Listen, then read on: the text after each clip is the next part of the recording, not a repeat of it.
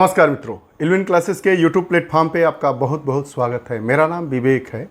आप देख रहे हैं कि एनटीए द्वारा नेशनल टेस्टिंग एजेंसी, राष्ट्रीय परीक्षा जो एजेंसी है, आयोग है, जो बड़ी बड़ी परीक्षाओं का आयोजन करवाता है, उसके डायरेक्टर जनरल को बदल दिया गया है। लेकिन डायरेक्टर जनरल के बदल देने से क्या पेपर लीक की घटनाएं कम हो जाएंगी, यह तो भविष्य बतलाएगा। लेकिन अगर कोई गाँव से लड़का, किसान का लड़का तैयारी करने के लिए अपने बोरिया बिस्तर को समेटते हुए जब शहर की ओर जाता है तो उसके साथ उसके सपने जुड़े होते हैं, और वह सपने तभी टूट जाते हैं जब वह परीक्षा हाल में पहुंचता है और उसे पता चलता है कि यह तो परीक्षा स्थगित कर दी गई। क्यों स्थगित कर दी गई? क्योंकि इस परीक्षा का पेपर ही तो बिक गया था।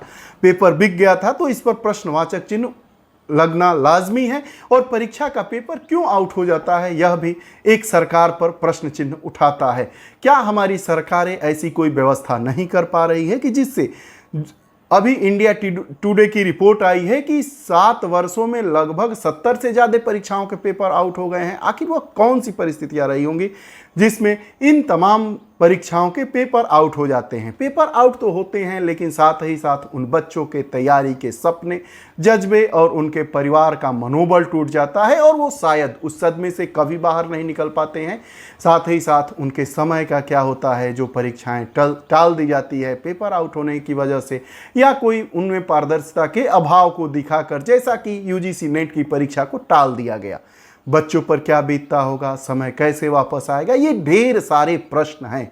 शायद इन्हीं प्रश्नों को ध्यानगत रखते हुए हमारी केंद्र सरकार ने जो पेपर लीक पर एक विधेयक जारी किया गया है, जारी तो फरवरी में ही कर दिया गया था, लेकिन इस समय उस कानून को लागू कर दिया गया है। आज की इस कक्षा में हम पूरे विवरण पर नज़र डालेंगे और उनकी बारीकियों को समझने का भरपूर प्रयास करेंगे। आइए वीडियो सेशन की तरफ वापस आते हैं और उसके टाइटल को समझते हैं। क्या है पेपर लीक मामला तथा नया कानून। पेपर लीक क्यों नहीं होगा, पेपर लीक करवाने वाले अगर पकड़े जाएंगे तो कितनी सजा होगी, क्या केवल जेल की सजा होगी या फिर उन पर कोई आर्थिक दंड लगाया जाएगा, या दोनों भी मुकम्मल हो सकती है। आइए एक एक कर सभी बिंदुओं को हम टटोलते हैं और समझने का प्रयास करते हैं। टाइटल होगा वह पेपर लीक विवाद और anti cheating law. Anti cheating law क्यों चर्चा में है? यह तो विधेयक पहले ही पास हो गया था, लेकिन कानून का रूप क्यों अभी उसे दिया गया है, इस पर भी हम बात करेंगे। जो चर्चा के हमारे बिंदु होंगे उसमें खबर क्या है, चर्चा में क्यों है, सार्वजनिक परीक्षा अनुचित साधन रोकथाम अधिनियम 2024 क्या है, इस पर हम बात करेंगे। तो खबर को हमने जाना कि लगातार नीट परीक्षा जो हुई थी, जो एमबीबीएस में दाखिले के लिए प्रवेश परीक्षा की जाती है या पीजी में दाखिले के लिए प्रवेश परीक्षा आधारित की जाती है, जिसके आधार पर लोगों को, उम्मीदवार जो पास होते हैं, उनको विभिन्न विभिन्न सरकारी या गैर सरकारी संस्थाओं में दाखिला दिया जाता है और वो आगे चलकर पढ़ाई पूरा करने के बाद डॉक्टर की डिग्री प्राप्त करके लोगों को अपनी सेवाएं देते हैं। कहा ही जाता है कि डॉक्टर भगवान का दूसरा रूप होता है। लेकिन अगर वह भगवान के दूसरे रूप पेपर आउट के माध्यम से बनकर सामने आएंगे तो क्या वह लोगों की जिंदगियों को मौत से आउट करेंगे या मौत में ही ढकेल देंगे? यह भी एक प्रश्न सोचिएगा और विचारिएगा, यह भी लाजमी हो जाता है।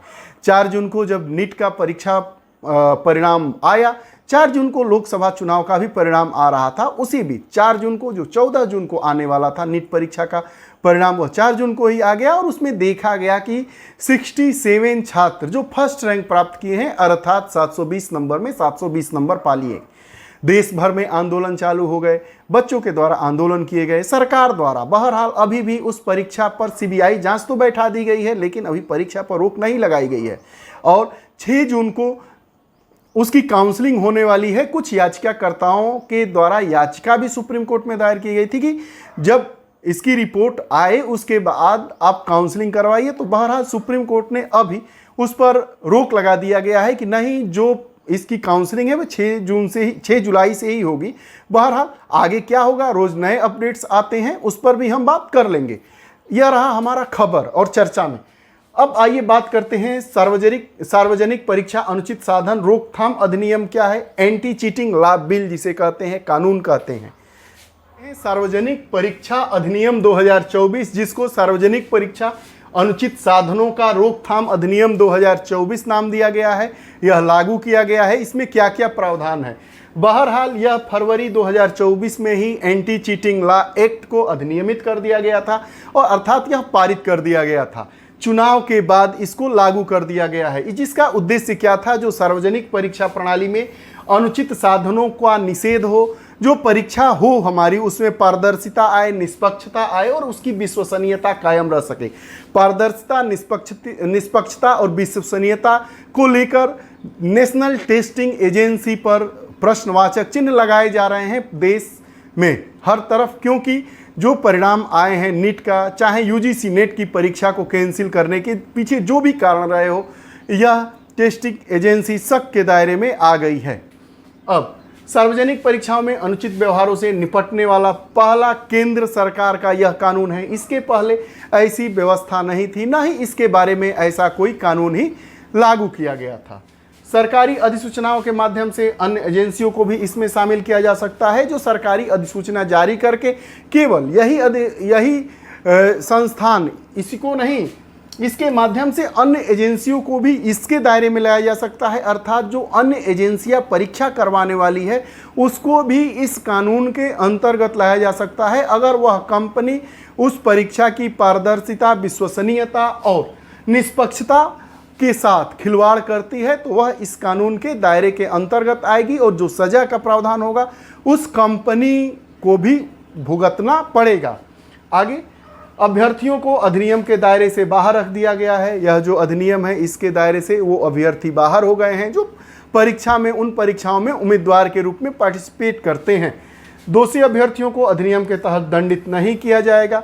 अनुचित साधनों का प्रयोग की परिभाषा दिया गया है धारा 3 में 15 कार्यों की सूची। प्रश्न पत्रों या उत्तर कुंजियों का लीक होना तथा ऐसे लीक में मिली भगत होना, यह भी इसके दायरे में लाया गया है। और प्रश्न पत्रों या OMR तक अनधिकृत पहुंच, ये भी इसमें शामिल किया गया है कि अगर जो प्रश्न पत्र है, OMR है, उस पर अनधिकृत पहुंच आपकी है तो आप एंटी चीटिंग लॉ एक्ट के तहत आप दोषी पाए जाते हैं और जो उसके लिए दंड है उसको आप भोगने के लिए तैयार रहिए। चीटिंग लॉ एक्ट में कि OMR सहित उत्तर पुस्तिकाओं के साथ अगर छेड़छाड़ करते हैं, परीक्षा के दौरान अनधिकृत व्यक्तियों द्वारा समाधान उपलब्ध कराना, अर्थात अगर आप किसी अनधिकृत व्यक्ति को परीक्षा सेंटर पर लाते हैं और पूरे पेपर सॉल्व करवा देते हैं तो भी वह व्यक्ति और वह संस्थान और वह सेंटर तीनों इस कानून के दायरे में आएगा। अभ्यर्थियों को किसी भी प्रकार के रूप से सहायता प्रदान करना, चाहे वह प्रत्यक्ष हो चाहे अप्रत्यक्ष हो, चाहे उसको सेंटर पर ले जाकर एक दिन पहले पेपर देकर सभी ऑप्शन रटवा देना ही इसके दायरे में आएगा, या सेंटर पर आप पेपर सॉल्व करके दे देते हैं, वो भी एंटी चीटिंग लॉ एक्ट के अंतर्गत उसको शामिल कर दिया गया है। अभ्यर्थियों की शॉर्ट लिस्टिंग या रैंकिंग के लिए उपयोग किए जाने वाले दस्तावेजों के साथ छेड़छाड़ करना, इसका मतलब क्या है, जो शॉर्ट लिस्टिंग हुई है या रिजल्ट आया है उसमें भी अगर आप छेड़छाड़ कर रहे हैं, अर्थात रैंक 1 को 2 में या 2 को 3 में कर रहे हैं, किसी भी आधार पर किसी छात्र के साथ आप दोहरा व्यवहार अपना रहे हैं, दोहरे मापदंड को अपना रहे हैं, तो आप भी एंटी चीटिंग लॉ के अंतर्गत आपको दोषी पाया जाएगा और आपको दंडित किया जाएगा। कंप्यूटर सिस्टम या नेटवर्क के साथ छेड़छाड़ करना, फर्जी वेबसाइट बनाना, ये सब भी इसके दायरे में लाया गया है। साथ ही साथ धोखाधड़ी या आर्थिक लाभ के लिए फर्जी परीक्षा आयोजित करना तथा फर्जी पत्र या ऑफर लेटर जारी करना। आप देखे होंगे कि इंटरनेट का ज़माना है, इंटरनेट के माध्यम से तमाम कंपनियां या एजेंसियां हैं फर्जी विज्ञापन निकाल कर और पैसे वसूलने का काम करती है। अगर वह ऐसा करती है तो वो भी एंटी चीटिंग लॉ एक्ट के अंतर्गत दोषी पाई जाएंगी। पर नजर डालते हैं, यह जो एंटी चीटिंग लॉ एक्ट है इसमें 6 अध्याय हैं। 6 अध्यायों में कुल 19 धाराएं हैं। इसमें जो अनुसूचित साधनों की परिभाषा दी गई है उसमें यह बताया गया है कि जो पेपर लीक है अभ्यर्थियों की को सहायता करवाने के लिए किया जाता है, सुरक्षा उल्लंघन और कंप्यूटर प्रणालियों से छेड़छाड़ जैसी विभिन्न अनुचित प्रथाओं को इस व्यापक परिभाषा में शामिल किया गया है। साधारण भाषा में समझिए कि अनुचित साधनों की परिभाषा के अंतर्गत प्रश्न पत्र का लीक, अर्थात प्रश्न पत्र आप दे दें किसी को, अभ्यर्थी को अनुचित लाभ पहुंचाने के लिए, सुरक्षा उल्लंघन, कंप्यूटर प्रणाली से छेड़छाड़, अर्थात सुरक्षा में अपने लोगों को शामिल कर दिया और वही लोग यह काम कर दें, यह सब अनुचित साधन के प्रयोग, अनुचित साधनों की परिभाषा के अंतर्गत इसको शामिल कर लिया गया है। अब दंड का क्या प्रावधान है, इसमें जो 19 धाराएं हैं उसमें जो धारा 10(1) है उसमें कहा है कि अपराध करने वाला व्यक्ति 3 से 5 साल की सजा और 10 लाख रुपए तक का जुर्माना है। धारा 10(2) जो कहता है इसमें वह कहता है कि जो सेवा प्रदाता कंपनी है सार्वजनिक परीक्षा आयोजित करने पर 4 साल की रोक लगाया जाएगा। जो परीक्षा का आयोजन करवाने वाली कंपनियां हैं वह 4 साल तक उस पर रोक लगा दिया जाएगा और 1 करोड़ रुपए तक और परीक्षा की अनुपातिक लागत तक जुर्माना दिया जाएगा। 1 करोड़ अर्थात परीक्षा 1 करोड़ रुपए का जुर्माना और परीक्षा की अनुपातिक लागत, इसका मतलब अगर परीक्षा करवाने में 500 करोड़ रुपए खर्च आया है तो उसके अनुपात में भी उस पर जुर्माना लगाया जाएगा उस कंपनी पर। साथ ही साथ इस जो अधिनियम की धारा 10(3) है वह कहती है कि जो निदेशक होंगे मतलब डायरेक्टर होंगे या मैनेजिंग डायरेक्टर होंगे या सेवा प्रदाता का जो प्रभारी व्यक्ति होगा 3 से 10 साल की कैद होगी और 1 करोड़ रुपए तक का जुर्माना उस पर लगाया जाएगा। उसमें धारा 11(1) क्या कहता है कि जो संगठित अपराध मतलब किसी ने पेपर आउट कराया, किसी ने पैसा वसूला अभ्यर्थियों से और किसी ने उसको सॉल्व करवा दिया, अर्थात एक से ज़्यादा लोग या संस्थाओं के द्वारा मिलकर जो अपराध करवाया जाता है उसको संगठित अपराध की श्रेणी में रखा जाता है। और जो एंटी चीटिंग लॉ एक्ट है उसकी धारा 11(a) के तहत यह बताया गया है कि संगठित अपराध में शामिल व्यक्तियों को 5 से 10 साल की कैद और 1 करोड़ रुपए तक का जुर्माना लगाया जाएगा। साथ ही साथ जो धारा 11(2) है वह संगठित अपराध में शामिल संस्था संपत्ति की कुर्की और जब्ती, परीक्षा की अनुपातिक लागत की वसूली की जाएगी, उनकी संपत्ति की जांच होगी, कुर्की होगी और जो परीक्षा की अनुपातिक लागत होगी उसके अनुपात में इनसे वसूला जाएगा पैसा। धारा 9 कहता है कि जो सभी अपराध होंगे वह संज्ञेय होंगे, गैर जमानती और गैर समझौता योग्य होंगे। ऐसा नहीं होगा कि यह जो अपराध होंगे उसमें जमानत दे दिया जाएगा या समझौता करके कर दिया जाएगा। केंद्र सरकार को यह अधिकार देता है कि वह अधिनियम के तहत किसी भी मामले को जब भी आवश्यक हो केंद्रीय एजेंसी जांच एजेंसी को अर्थात सीबीआई को सौंप दे।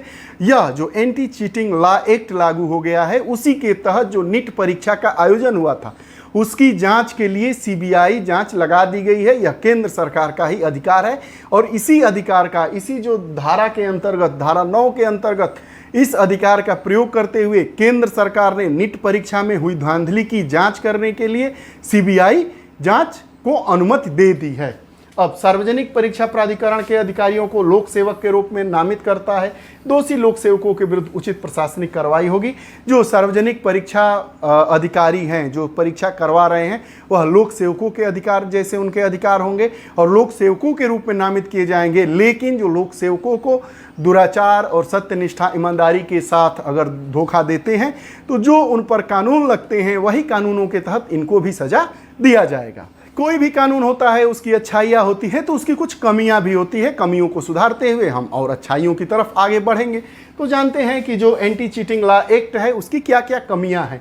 रद्द की गई परीक्षाओं को पुनर्निर्धारित करने के लिए कई समय सीमा नहीं दी गई है, यह एक बहुत बड़ी खामी है। अगर कोई लड़का 1 साल का एम लेके चलता है कि अभी फॉर्म निकला है और 1 साल के अंतर्गत हमारी पूरी परीक्षा संपन्न हो जाएगी, रिजल्ट आ जाएगा और हम समझ लेंगे कि हमारी स्थिति कहाँ पर है। अगर वह 1 साल के अंतर परीक्षा तो संपादित की जाती है लेकिन अगर परीक्षा किसी कारणवश रद्द कर दी जाती है तो उसकी तिथि कब तय की जाएगी यह इस अधिनियम में नहीं बताया गया है, जो इसकी बहुत बड़ी खामी को उजागर करता है। साथ ही साथ निरीक्षकों और प्रशासनिक अधिकारियों उचित प्रशिक्षण का अभाव दिया गया है और अकुशल और अनुचित व्यवहार के अवसर यह प्रदान करता है। पात्रता मानदंड गहन प्रशिक्षण कार्यक्रम का अभाव है। अधिनियम डीएसपी सहायक पुलिस आयुक्त लेवल के अधिकारियों की जांच, जबकि परीक्षार्थियों पर पड़ने वाले प्रभाव के अनुसार विशेष जांच और विनियमन प्राधिकरण की स्थापना करनी चाहिए। परीक्षार्थियों पर अगर परीक्षाएं रद्द होती है तो क्या प्रभाव पड़ता है इसके लिए भी किसी जांच एजेंसी का गठन होना चाहिए और उन पर जो समस्याएं आती हैं, उनकी मानसिक जो क्षति होती है या वह किस समस्या से उस समय जूझ रहे होंगे उसको समाधानित करने के लिए भी सरकार को किसी संस्था की स्थापना करनी चाहिए या किसी ऐसी संस्थाओं के जिम्मे इस काम को सौंपा जाना चाहिए, ताकि जो हमारे भारत का भविष्य उम्मीदवार के रूप में परीक्षाओं को देता है उसका भविष्य सुरक्षित रह सके और हमारे देश का भी भविष्य सुरक्षित रह सके। यह रहा आज का ये हमारा पूरा वीडियो सेशन। आपको यह वीडियो सेशन कैसा लगता है कमेंट बॉक्स में अपने विचार दीजिएगा। पुनः नई वीडियोस के साथ उपस्थित होंगे। बहुत बहुत धन्यवाद। नमस्कार।